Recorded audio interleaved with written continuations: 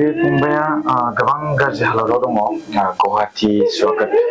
Special हस्पिटालावहाय गोबां बिल जानानै दङ। खुलुमबाय जोंनि बर' हारिनि आदै मादै आदा बाजै फंबाय बिनानाव लोगोसे बर' हारिनि आंगो लोगोफोर। गारि सालायनायनि खारन आरो गारियाव थानानै भिडिअ खालामनायनि खारना जाबाय इमारजेन्सि गुवाहाटीयाव थांनो गोनां जागासिनो दङ। बेफोरो रायजो राजाफोरनि माखासे सिगांनिफ्रायनो थुलुंगा होबोनायनि खामानि बा बैसागु जास्ट फालिनानैल'सो फैदोंमोन आं जोंनि जायगायाव बिसनासारिनिफ्राय आरो बे दुखुखौ मिथिनो मोननानै आङो ओंखारदों आरो ना रायजो राजाफोर हानायखिनि मदद खालामनि आरो आखायावथ' नोंथांमोननि आखायाव दङ आरो बाखि अबंलावरिनि आखायाव। खुलुमबाय जोबजासे नायलांबानो जाबाय। Let's go to Guwahati guys. खुलुमबाय आं क'क्राझारनिफ्राय जि खारननि थाखाय फैदोंमोन बे खारना नोंथांमोना बे नुनाय बेकग्राउन्डआनो स्वागत मा होनदों सुपार स्पेसियेलिटी मा होनदों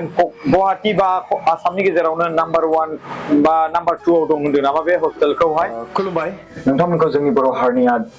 बिएम सेटआप चेनेलाव फिन खेबसेबाव गोसो गोथारै बरायबाय आरो जोंनि बर' हारिनि आदै मादै आदा बाजै फंबाय बिनानावमोन लोगोसे बर' हारिनि आंगोफोर बिएम सेटआप चेनेलाव नैबे मोनसे सुबुंखौ मदद खालामनाय मोनसे भिडिअआवहाय नोंथांमोनखौ आङो गुरै खावलायगोन बे भिडिअनि गेजेरजों माखासे गोबां गोनांथार खोथा आरो बे जाबाय मोनसे इमारजेन्सि। रायजो राजा नोंथांमोन नैबे फंबायनि नामा बwhwisar बसुमतारी आरो बिनि गेजेराव नैबे बिथांनि बिमा आरो बेयो जाबाय चिरां डिस्ट्रिक्टनि सिङाव थानाय चापागुरिनि। दा आं माखासे बाथ्राखौ नै मादैजों आङो माखासे बाथ्राखौ मिथिनो लागोन आरो नैबे बिमा आरो मादै बिनि सोमोन्दै एसे मोजां बिनि सोमोन्दै दा आं मा बुंनो आङो बिनिनो बिमादै आंनि बिब'निनो फिसाला नाथाय फार्स्ट बाराव जोङो लाबोनानै सिकित्सा खालामनानै लांनो हादोंमोन जोङो नेक्स्ट बाराव लाबोनानै जों दा हायासै। दा जोङो गिबियावनो आं खुलुमनाय नाजावो आइ आफा बिदा फंबाय बिदा बिनानावनिफ्राय आं एसे अनसुंथाइ लुबैयो आंनि फिसाखौ जाहाथे रिलिज खालामनानै लांनो हानायनि राहा मोनो जाहाथे बे जोंनि चिरां डिस्ट्रिक्टनि माखासे मावफुं गिदिर गोलावफोरनिफ्राय आङो अनसुंथाइ लुबैयो जाहाथे जोङो बेखिनिखौनो आङो आर'ज गाबनाय थादों बिदा फंबाय बिदा बिनानावनिफ्राय रायजो राजानिफ्राय। नाथाय जोङो गरिब मानसि जों खामानि मावनानै जाग्रा जेरै जोङो बे फिसाखौ माबोरै जों लांनो हागोन रिलिज खालामनानै लांनो जों राहायानो गैला जेबो राहायानो गैला जोङो बे गथ'खौ जों रिलिज खालामनानै लानानै थाङो जानाय नांगौ जों नायजोब्बाय बेब'स्था खालामनानै जों आगोल नायजोब्बाय जों मा खालामनानै जाबावना आंहाबो फिसाइ गैया फिसा साथामखौ आंबो फेदेरनांगौ आं दासिमबो खामानि मावो आंबो सैज्य होनो हाया। दा आङो गोबां लुबैदों आइ आफा बिदा बिनानावनिफ्राय खुलुमनाय आं नाजावहरो गोसो गोथारै आं बिसोरनाव हांख्रायहरो बिटिआर सिङावनि सरखार गोदाननिफ्रायबो आं अनसुंथाइ लुबैयो जाहाथे जेनैबो जोंखौ बे फिसाखौ रिलिज खालामनानै हरो बेखिनिखौनो आङो खुलुमनानै गोथार आजावो आरो बे फिसाखौ जोङो जेरै लांनो हायो रिलिज खालामनानै जोङो। मा जादों ओरैनो बेनाव किडनि डाउन जादों दा मास मोनसे ट्रिटमेन्ट खालामबाय दासिमबो जोङो आरामाव लाबोनो हायाखै।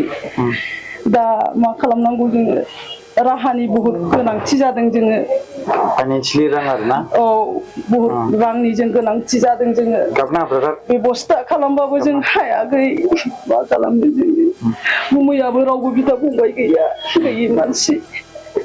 बेखिनिखौनो आङो गाबो हांख्रायो आइ आफानि बिदा फंबाय बिदा बिनानाव रायजो राजाफोरनाव बेखौनो आं खुलुमनाय गोजोननाय जायो। मादै बे बिगोमा माने जोंहा बwhwisar बसुमतारीनिनो बिमा मादै खुलुमबाय आं सिगां आं दिनै गरिब गुन्द्रा नायनांगौखौ आं फिसा बwhwisar फिसाखौ आं नायबाय आङो हायासै डाक्टाराबो रिलिज खालामनो थिनबाय आइ आफा बिदा फंबाय बिब' बिनानावनि सिगाङाव आंनि फिसानि थाखाय रैखागिरि राहागिरि मोननायनि थाखाय आङो लुबैयो इसेसिम फैसा गैयिनि थाखाय आं नायनो हायासै गरिब गुन्द्रा आं दा मा होननो हाबावनो बेखिनि बुंनानै आं फोजोबनाय जाबाय। आइ आफा बिब' बिनानाव रायजो राजा आंनि होननायखौ नाजावदो।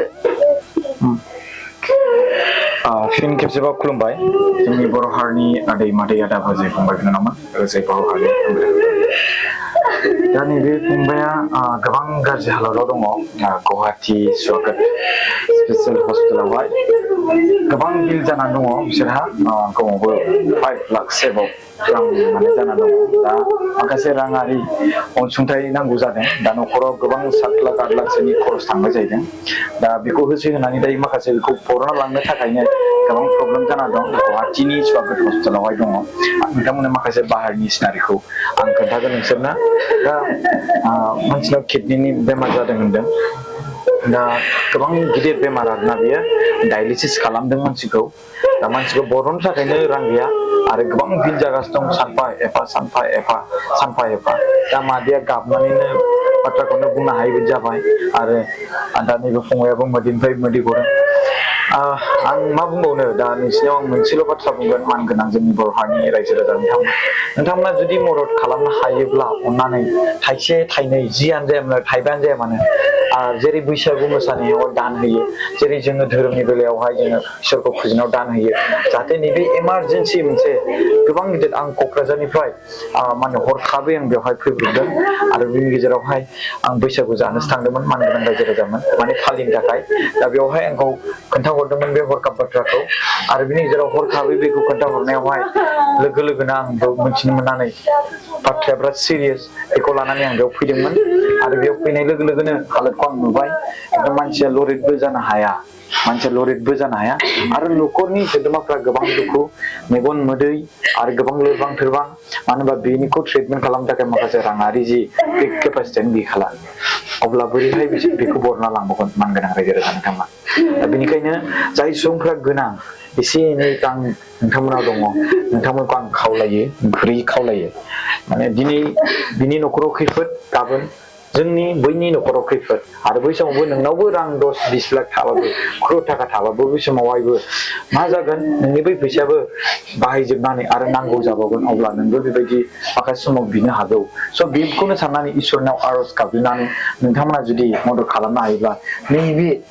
माने फंबाय जि माखासे गोबां प्रब्लेमाव गोलैना दं रांखावरिनि गोबां प्रब्लेमाव गोलैना दङ नैबे मादैखौ अननानै नैबे फंबायखौ अननानै मदद खालामहर मानगोनां रायजो राजा नोंथांमोन दा नैबे फंबायखौ न'निफ्रायनो फाहामनो नागिरदों दा राङानो गैयाबा बोरै फाहामगोन दा मानसिखौनो बरननो हालाब्ला स' बेबायदि जाना दं रायजो राजा नोंथांमोन बेनिखायनो जोंनि मानगोनां आइ आफामोन बाजैमोन आदामोन फंबाय बिनानाव नोंथांमोना जुदि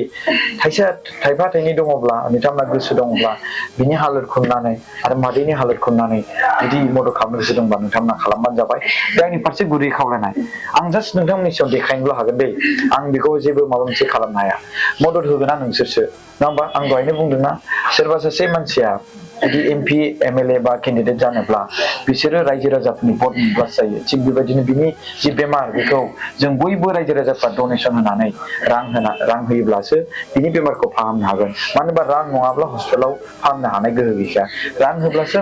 हस्पिटालनियाबो बेखौ डिउटिखौ मावो दा फाहामनोथ' हागोन होनदों दा माखासे राङारि दा सिगांनि बिलखौनो सुख'नो हायाखै दा बिसोर बोरै फाहामगोन बेबायदि जादों आरोना रायजो राजानो नोंथांमोन स' अननानै नोंथांमोना जेसेबां हायो बेखौहाय शेयार खालाम नोंथांमोना मदद खालामनो नाजा आरो राङारि मदद खालामनो हायाबा बेखौ शेयार खालामनो हाबानो गोबां जथेस्थ' जागोन जायनि गोसो गोरबोनिफ्राय खुलुमनाय थाबाय आं भिडिअखौ खालामखांबाय नोंथांमोना नुबाय जानांगौ बे स्वागत हस्पिटालनि सिङाव थानाय बहिसार बसुमतारीनि हालोदा माबायदि कन्डिसनाव दङ न'खरनि बिमादै आरो बिमाया रोखो रोखो गाबबाय आरो लोगोसे बेमारियाबो गोबां गाज्रिबो गाबदों किडनि बेमार जादों होनना बुंदों दा डायलिसिसआव दङ जाहैदों दा नोंथांमोना अननानै प्लिज काइन्डलि आं रिक्वेस्ट खालामो जायफ्रा मदद खालामनो हानाय केपासिटि दं बिथांमोना जाहाथे खालामना होथों आरो लोगोसे नोंनाव जुदि मदद खालामनो हानाय गैया अननानै बे भिडिअखौ शेयार खालामना हो जाहाथे जाय सुबुङा मदद खालामनो गोसो दं आरो हागोन बिसोरनिसिम सहैनाय बायदि मोनाबाय दायो